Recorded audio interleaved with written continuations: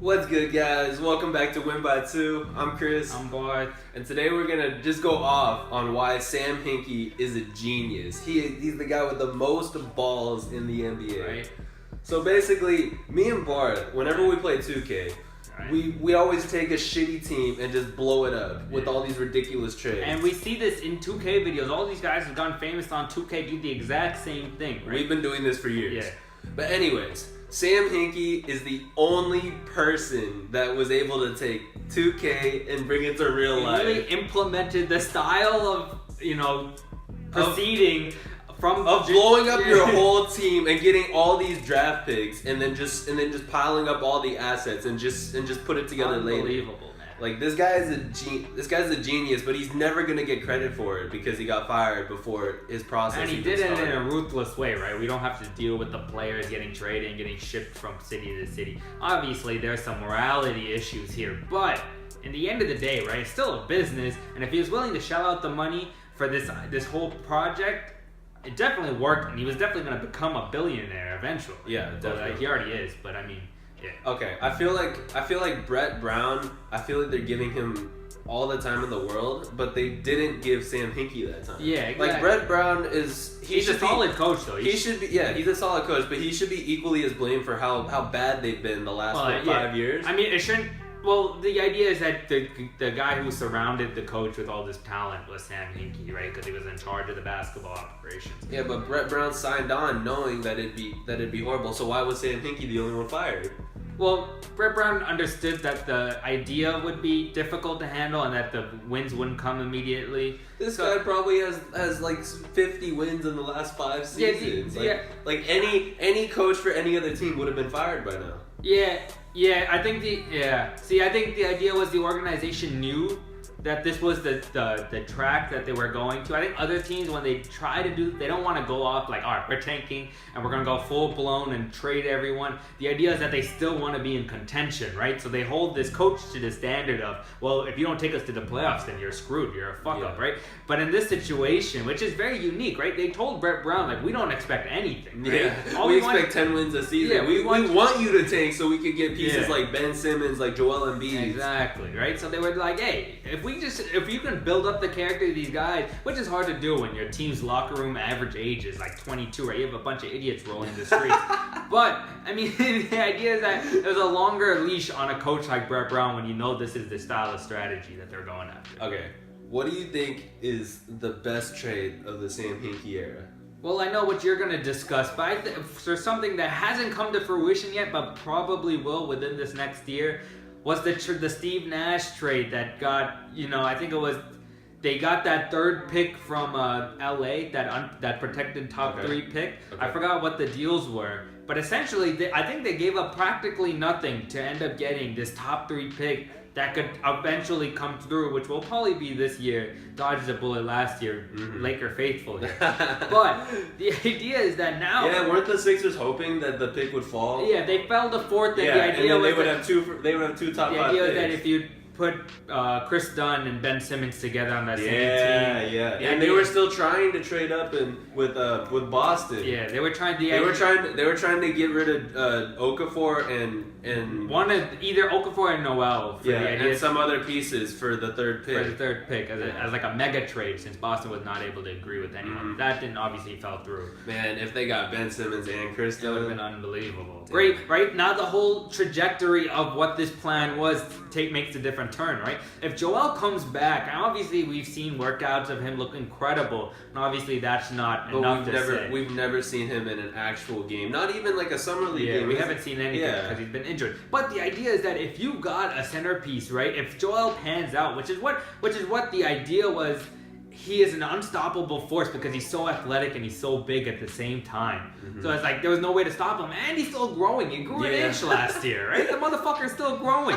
So Now, if you've got this centerpiece, you've got Noel, who's a flying, super athletic, shot-blocking big. Well, they have to trade one of them. They'll have to trade. I think the best piece to trade is Okafor because he's still an offensive. Okay, talent. but how are you gonna get on any space with Embiid and Noel together? Embiid can stretch a little bit, right? From what I've seen. Don't tell me he's gonna stretch the floor. Well, he's not gonna stretch the 5, but I mean stretch the center. But he'll stretch at least 15 feet. Noel can't do shit, but I mean so I guess the better piece probably to trade is Noel, but Okafor, right? He's still a defensive liability. So I mean, unless Embiid becomes this unstoppable force, you can kind of hide his defensive. Yeah.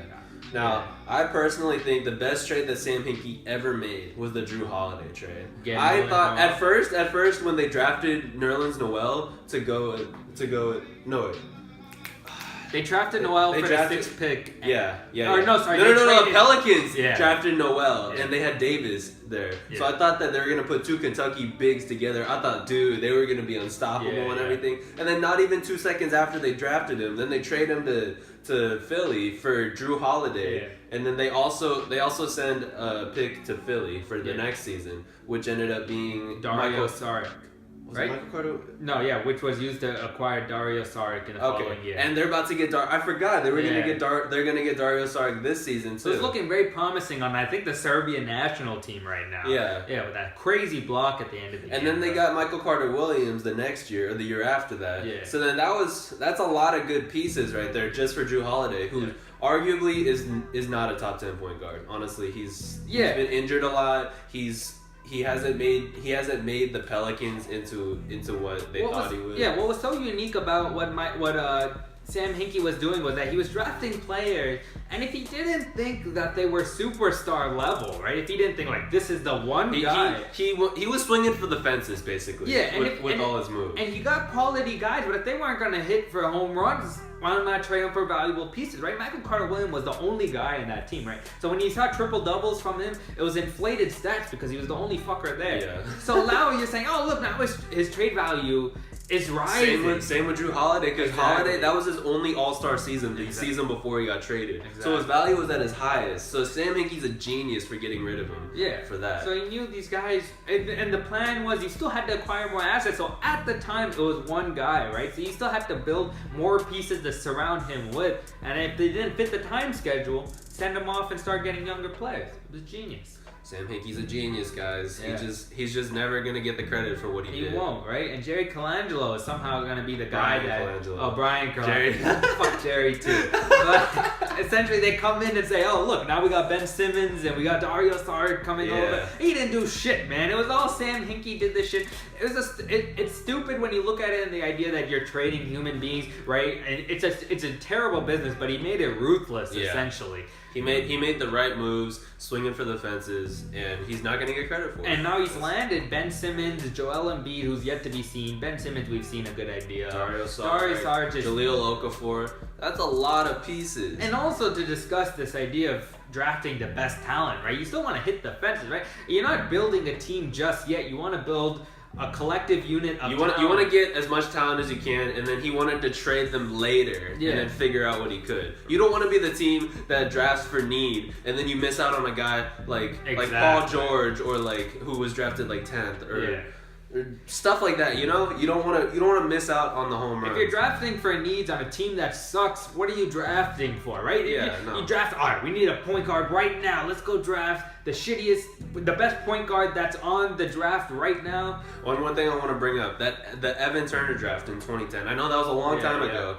but they missed out on a lot of people. Even though I'll give it to you, Evan Turner at that time he was raw, but then he was the second pick, correct? Okay, so at number 3 there was Derek Favors. Obviously he's still taking a while to pan out, but he's become very solid 16-8 player. Definitely. Greg Monroe. Okay, I won't be mad that you skipped out on Greg Monroe. Gordon Hayward, he's panned out definitely. He would have been a solid 3 for them right now. Eric Bledsoe, he's a stud over in Phoenix. And then you got the two big fish. You got DeMarcus Cousins and Paul George. You missed out on both of them for Evan. I mean, looking in hindsight, right? Obviously, they missed out, but at the time, Evan Turner was a stud coming out. And of DeMarcus had his attitude issues, and Paul George was coming out of Fresno State. Who are you gonna trust out of Fresno State? Yeah. So I mean, all in all, I think in the next couple years, if you do the 2K simulations, you always see Philadelphia has the number 1 pre-ranking draft or pre-ranking going into the season. There's a reason, right? They've collected a shit ton of talent. And now we're just going to watch this team. They're probably going to disperse a couple talents. Probably be Noel, right? Because he has more trade value and he's a defensive, right? Defense is needed everywhere. Sometimes just an offensive big may not be. So it'll probably be Noel. But I get a couple pieces back. You get a point guard back. They just need a point guard, right? And we'll see how this team pans out. And you got veteran leadership. I think they added Jared Bayless to that group. I forgot who else they signed. Trying to go after Manu. That was pretty cool. Yeah. But the idea is they've got the talent now. They just need a point guard, and they need a couple veterans, and this team is ready in an Eastern Conference that's getting better, but there's still top bottom, heavy. Yeah, there's still those bottom 3-4 seeds that are wide open. It won't be this year. I can tell you that. No, maybe like three years. Yeah, they can sneak in a couple of years, if they can hit big on this draft, maybe the Lakers pick goes to shit. Or I mean, not goes to shit. Actually, like the 4th pick, and the Sixers get that. Lonzo Ball going to the Sixers. I'm calling it. So? NBA draft 2017. Well, let's see if Lonzo Ball pans out. All right. What do you guys think? Let us know in the comments below. Subscribe to this, man. Yeah, help us out. Yeah. We're trying to grow right now. All right, guys. We'll see you guys next time. Adios.